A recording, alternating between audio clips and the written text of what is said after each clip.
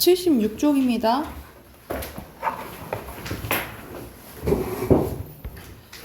여기서는 박완서의 겨울나들이라는 이제 작품인데, 박완서 작품은 보통 이제 좀 자전적인 내용이 많아요. 말 그대로 우리가 소설은 가짜 이야기잖아, 그치? 허구의 이야기인데, 보통 이제 자신의 경험을 기반으로 좀 많이 글을 쓴 사람이라고 생각하시면 될 것 같아요. 옆에 작품계가 보면요. 단편소설, 분단소설이고요. 분단이 나왔다는 거는 6.25 전쟁 관련된 거겠죠, 그죠? 외부 이야기는 1인칭 주인공 시점이고 내부 이야기는 전지적 작가 시점입니다. 외부 이야기, 내부 이야기 있다라는 소리는 구성이 어떤 구성이란 거야? 액자식 구성인 걸 알 수가 있겠죠. 배경은 1970년대 겨울 서울과 온양이 이제 공간이고요. 한국전쟁으로 인한 상처와 가족애를 통한 극복, 가족의 소중함과 삶의 의미에 대한 깨달음이 주제입니다. 여정에 따라 갈등의 전개와 해결 과정이 나타나고요. 여기서는 제목이 겨울 나들이에요. 우리 보통 나들이는 잠깐 어디 나갔다 오는 그런 느낌이잖아, 그치? 그래서 이 주인공이 이제 겨울 여행을 떠나거든요. 그래서 이 나들이라는 걸 통해서는 잠깐 이제 다시 어차피 돌아온다, 이런 의미가 좀 내포되어 있다라고 보시면 되겠고요. 1인칭 주인공 시점을 통해서 인물의 심리가 생생하게 드러나고 외부 이야기와 내부 이야기로 여기 나와 있죠? 액자식 구성을 취하고 있다라고 보시면 되겠어요. 자, 본문 보면 상업적으로 날리는 화가는 아니었지만 꽤 개성 있는 특이한 자기 세계를 고집하고 있어 그런대로 알려지고 평가도 받고 있는 중견 화가인 남편은, 그러니까 남편의 직업이 화가인 거예요. 요즘 3번째 개인전을 앞두고 그 준비 때문에 집에 들어오지도 않고 시내에 있는 아틀리에에 묵는 일이 많았는데, 남편의 건강이 염려돼 나는 여기서 이제 1인칭 주인공 시점이죠. 그러니까 이제 외부 이야기인 거야. 가끔 먹을 것을 해가지고 나가보고 남편은 옷을 갈아입어 집에 들르고 나는 정도였다.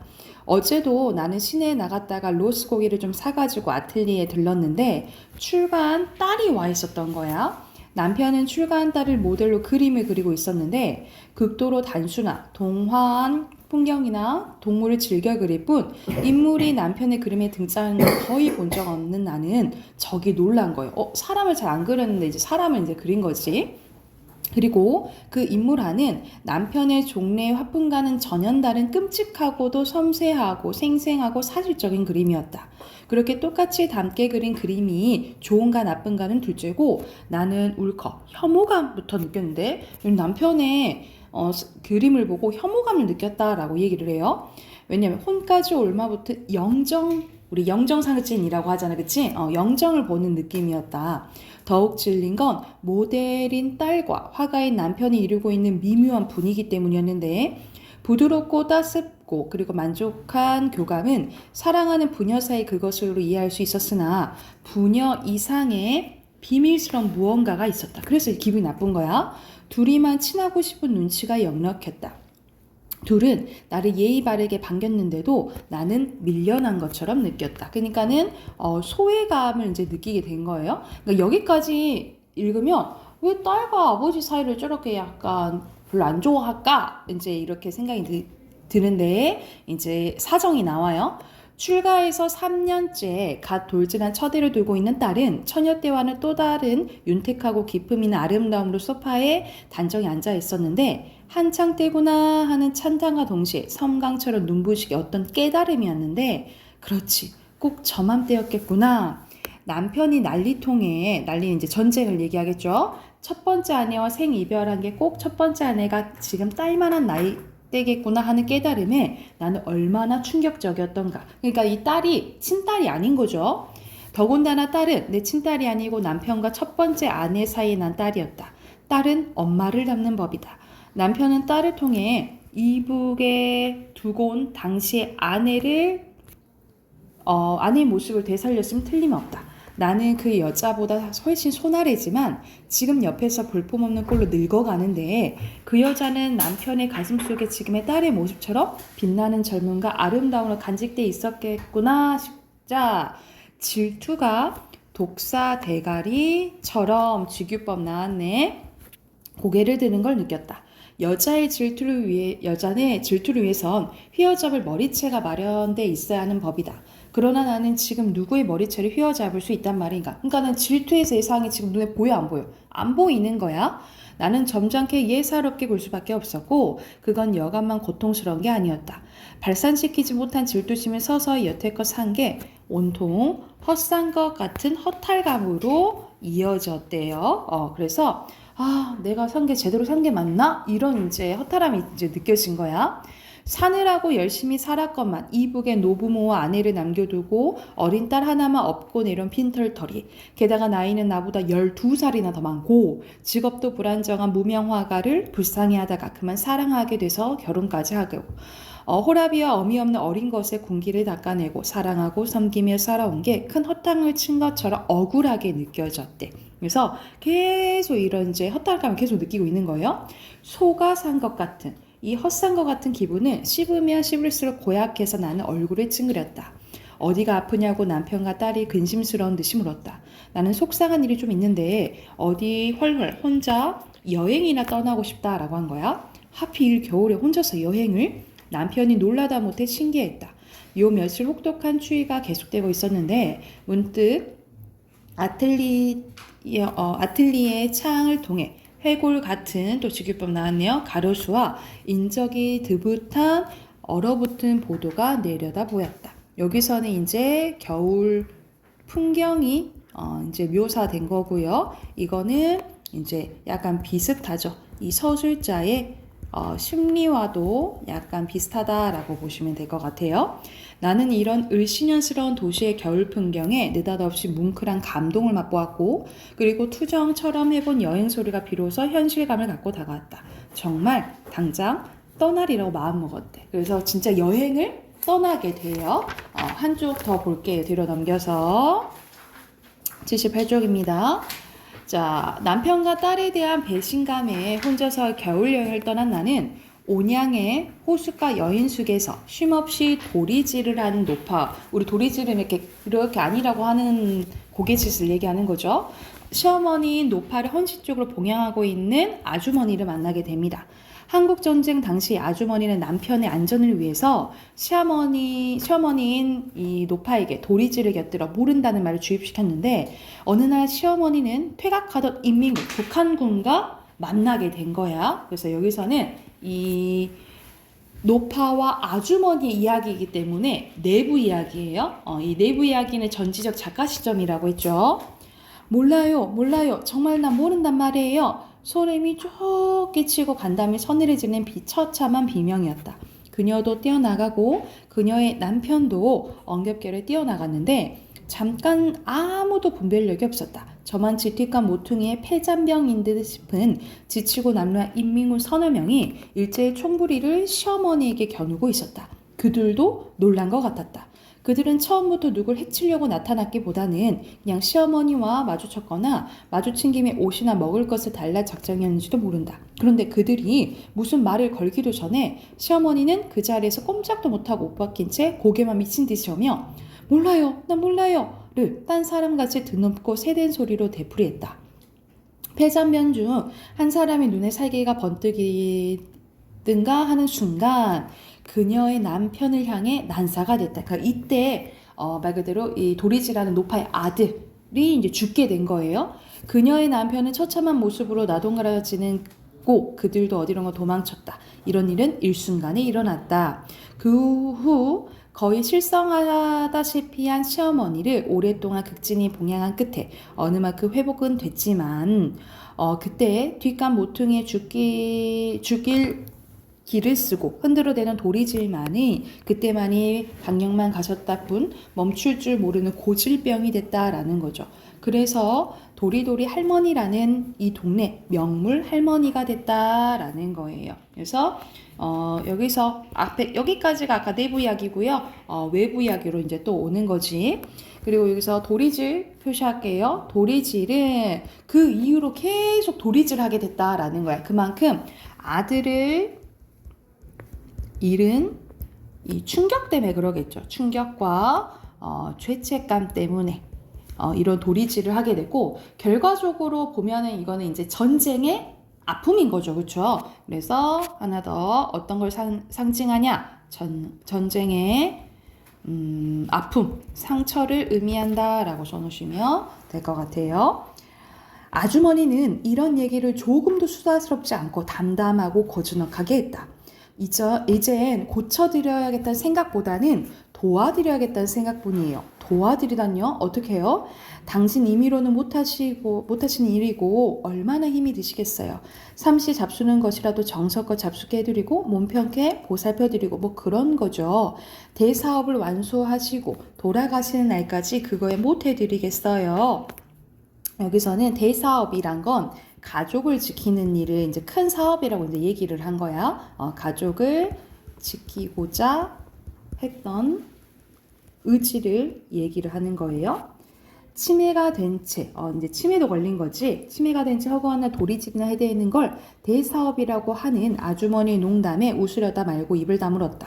아주머니의 태도가 조금도 농담 같지 않아서였다. 정말 대사업을 힘껏 보필하는 이의 사명감과 긍지로 아주머니의 얼굴을 은은히 빛나 보이기까지 했는데 나는 어쩌면 이 아주머니야말로 대사업을 하고 있는 것이 아닌가라는 생각이 들면서 등골에 전율이 지나갔대요. 그럼 이 이야기를 듣고 감동을 받게 된 거죠. 알아들었는지 못 알아들었는지 노판이 여전히 고개만 살래살래 흔들었다. 나에게 그 도리질이 몰라요가 아니라 며느라, 태식이, 아들이 이제 태식인 거지? 태식이 녀석에겐 아무 일도 없어. 그래서 아무 일도 없다니까 우리가 무슨 죄가 많아서 그 녀석에까지 무슨 일이 있겠니? 하는 것처럼 보였다.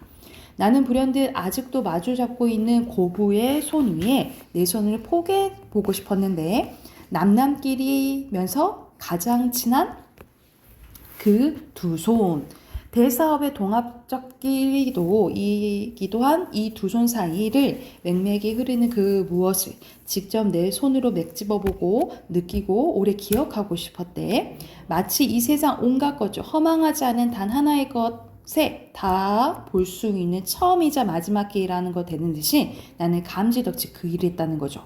거칠지만 포근한 두 손 위에 내 유약한 한 손을 경건하게 보태졌다. 그래서 이렇게 한 폭이 이제 손을 이렇게 잡고 싶었다라는 거는 이 사람들의 이야기, 그리고 이 사람들의 이야기를 통해서 느꼈던 감동, 이런 감동을 기억하려고 이런 행동을 했다라고 보시면 될 것 같아요.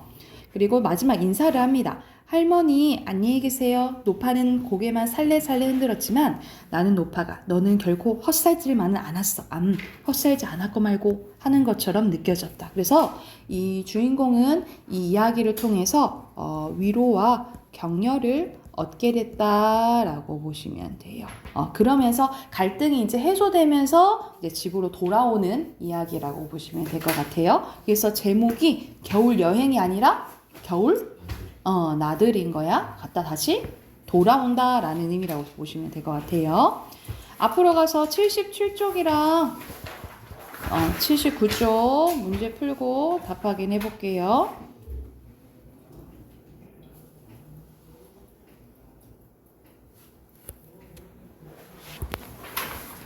자, 1번에 여기서는 내 이야기하고 있잖아요. 1인칭 주인공 지점이잖아요. 1번이죠. 2번에 여행, 3번에 5번. 알맞지 않은 것은 5번. 응?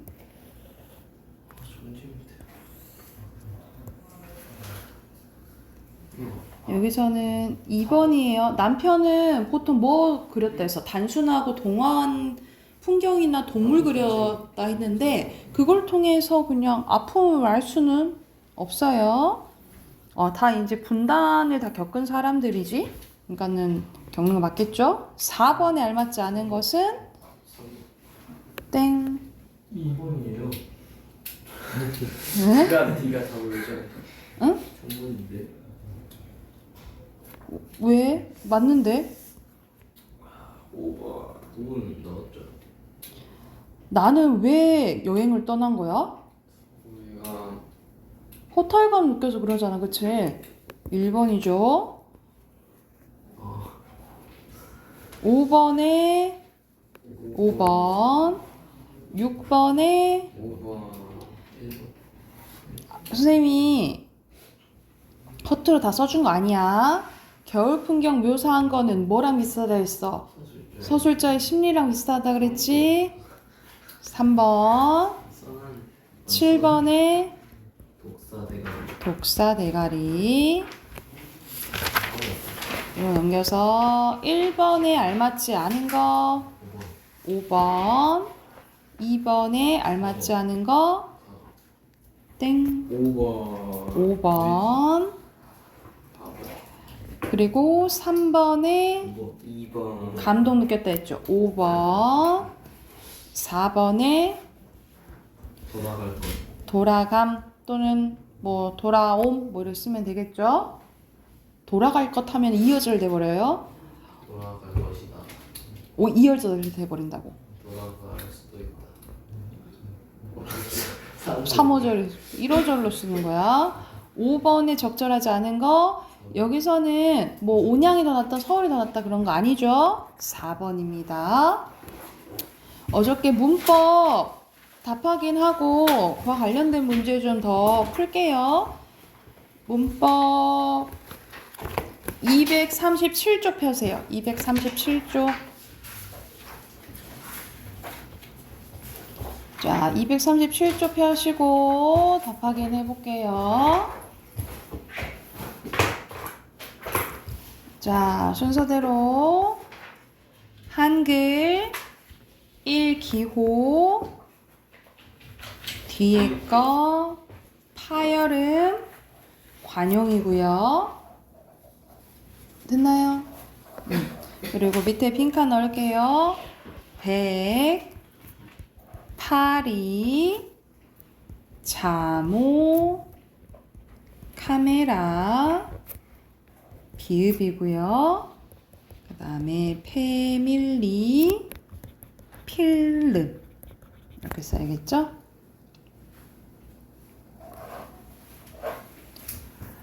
오른쪽에 첫 번째 거, 두 번째 거, 첫 번째 거, 두 번째 거, 두 번째 거, 두 번째 거, 첫 번째 거, 두 번째 거, 버스, 라켓, 서비스, 판타지, 케첩 이렇게 쓰면 되고요. 종로잖아. 그래서 종로 이렇게 쓰시면 되고 탐나 강릉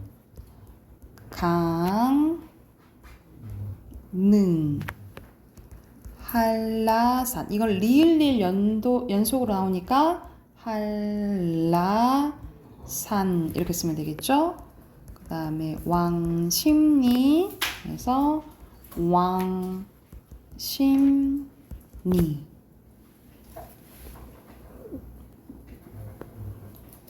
이때 순서대로 X O O X X O예요. 자, 여기서는 여러분 이제 한 번도 했지만 음운변동이 일어난 거 적용된 채로 발음나는 거예요. 여기서는 비음아 일어나서 독립문 이렇게 나요. 두 번째 거. 이거는 유마 일어나서 되관령 이렇게 나요. 첫 번째 겁니다.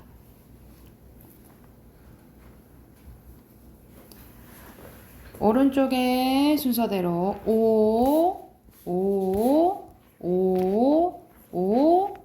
X예요. 5번이에요. 된 소리 반영해요? 안 해요? 네. 반영 안 한다 그랬어요.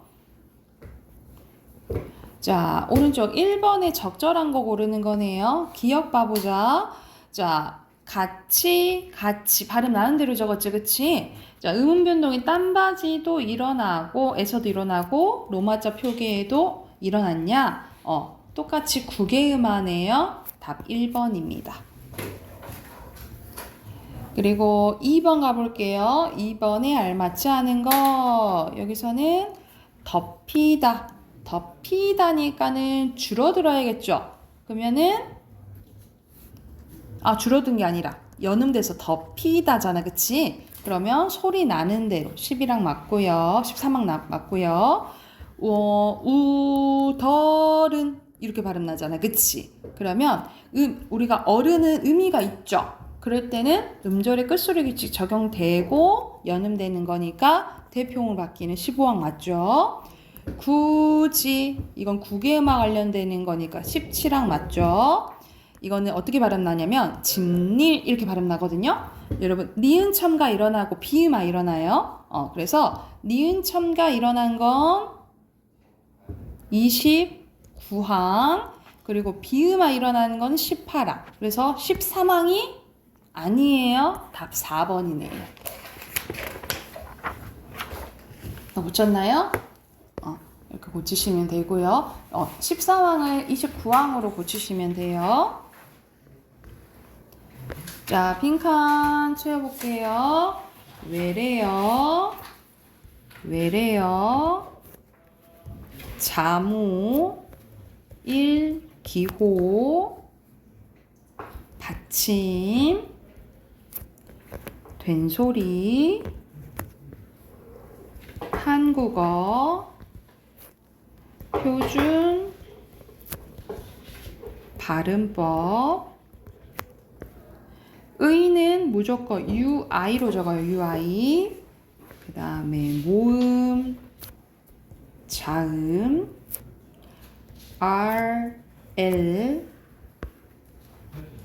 된소리, 대문자입니다.